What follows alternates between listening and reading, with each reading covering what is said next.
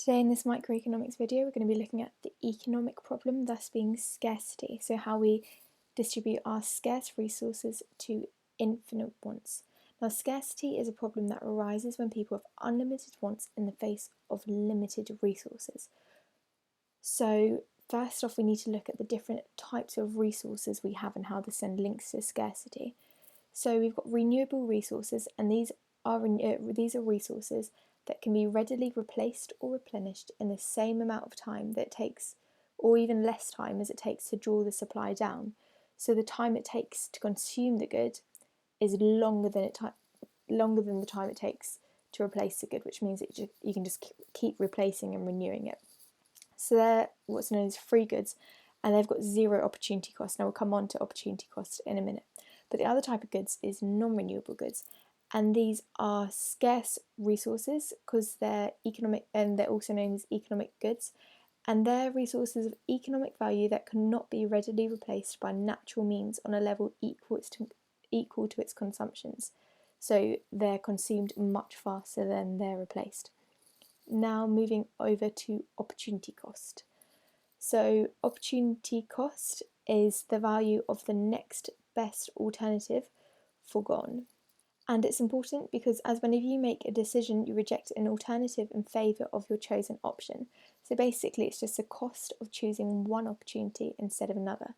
And now we're going to look at the importance to different economic agents, being producers, consumers and the government. So the importance to consumers is it's how you spend your time, money and energy on one thing instead of another opportunity. So it's how you might decide to go to school and get an education instead of go to the chip shop and get fat. And the costs and benefits of these alternative decisions, as well as the unseen effect of the decision we make, must all be considered. So sorry, that should say decision. And now the importance to producers and firms. So it's checking whether the cost of producing and selling an additional unit of output will exceed the extra, or as we'd say in economics, the marginal return they receive from selling it. And it's also convincing, so I haven't got it down here, but convincing clients that money is best spent with their company than choosing an alternative competing product or service. So it kind of links to advertising. It's who they direct their advertising to and how they direct it. And firms must also make decisions whether about the sort of economic activity in which to engage.